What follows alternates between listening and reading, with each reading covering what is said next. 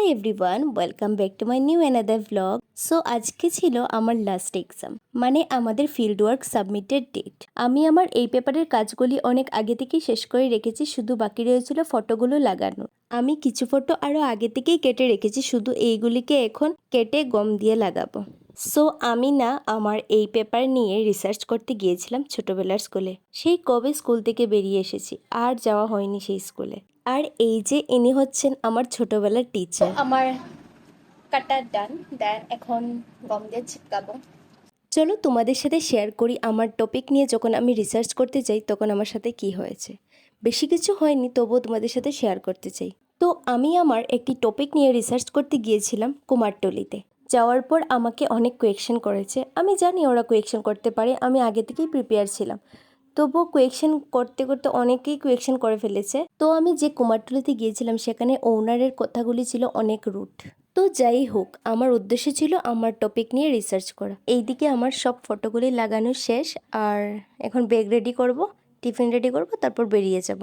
আমার না আজ অনেক খুশি লাগছে, কারণ আজকে আমাদের লাস্ট এক্সাম। এতদিন পরীক্ষা চলছিল, তাই ঠিকমতো ঘুম হয়নি, তাই ভেবেছি আজকে এসেই শুধু ঘুমাবো। আর আমার না একটা স্বভাব আছে, এক্সাম টাইমে শুধু ঘুম চলে আসে, পড়তে ইচ্ছেই করে না, জানি না কেন। তোমাদের সাথে কি এইরকম হয়? তোমরা কমেন্ট বক্সে জানাতে পারো। আমি যতই আগে কাজ শেষ করে রাখি না কেন, কিছু না কিছু আমার বাকি থাকবে। এই যে আমার ফ্রন্ট পেজটা লাগানোর বাকি ছিল, তাই এখন আমি সাইবারে এসে ফ্রন্ট পেজটি লাগিয়ে নিলাম। তারপর পেপারটি সাবমিট করে চলে আসলাম টিফিন খেতে। অনেক খিদে লেগেছিল, কারণ অনেক সকাল এসেছিলাম। আর আমরা এক জায়গায় বসে অনেক সময় গল্প করেছিলাম, কারণ এক্সাম শেষ মানেই না আছে পড়া, না আছে চিন্তা। তারপর চলে গিয়েছিলাম আইসক্রিমের দোকানে। গিয়ে দেখি আইসক্রিম নেই, কারণ সামার ভ্যাকেশন পড়ে যাবে, তাই শুধু কয়েকটি ছিল। সেখান থেকে আমি আর আমার বান্ধবী নিয়ে নিয়েছিলাম দুটি।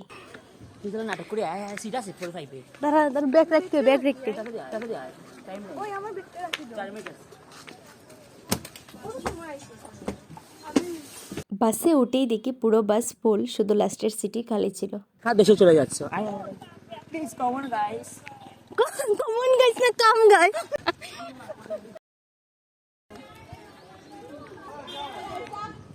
শেষ যাত্রী ওরা আজকে আইরং মারাসি গর্তে পড়ে সবাই চলে যাবে। হ্যালো হ্যালো আদা ভাই আমি আছি। হ্যালো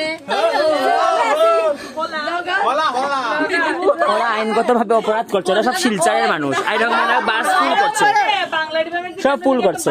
হয়তো তাই তো শিলচরের, তাই দেখি এটা। সো আজকের ব্লগ এতটুকুই, বাই।